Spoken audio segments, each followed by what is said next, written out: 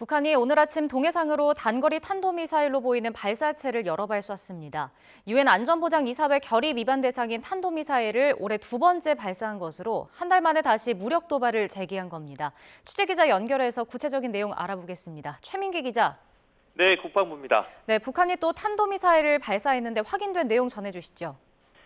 네, 그렇습니다. 북한이 오늘 아침 동해로 탄도미사일을 쐈습니다. 합동참모본부는 오늘 아침 7시 44분부터 8시 22분까지 북한 평양 일대에서 동해상으로 발사된 단거리 탄도미사일 추정 비행체를 여러 발 포착했다고 발표했습니다.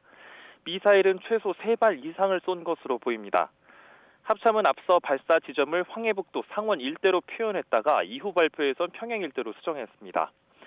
미사일은 300여 킬로미터를 비행한 후 동해상에 떨어졌다고 밝혔는데요. 함경북도 화대군 앞바다 쪽의 무인도 알섬 방향으로 쏜 것으로 알려졌습니다. 알섬은 북한이 탄도미사일을 발사할 때 타격 목표로 주로 삼는 표적입니다. 또 미사일의 최고 고도는 50킬로미터 이상이었던 것으로 파악됐습니다. 단거리 탄도미사일 SRBM은 한반도 지역, 주로 한국을 표적으로 하는 만큼 우리 측의 핵심 시설을 겨냥한 차원으로 보입니다. 이번 발사는 지난달 14일 신형 순항미사일 바다수리 6형을 쏜 지 한 달여 만에 무력 도발 재개입니다.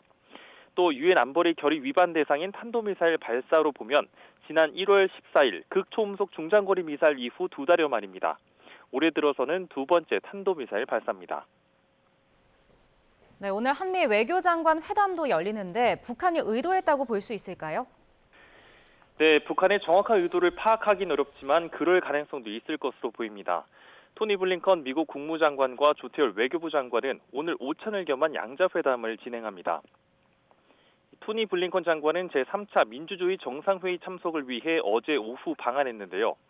외교부는 두 장관이 자유와 인권 등 가치를 공유하는 양국 간의 민주주의 협력은 물론 한반도 문제에 대해서도 논의할 것이라고 설명해왔습니다.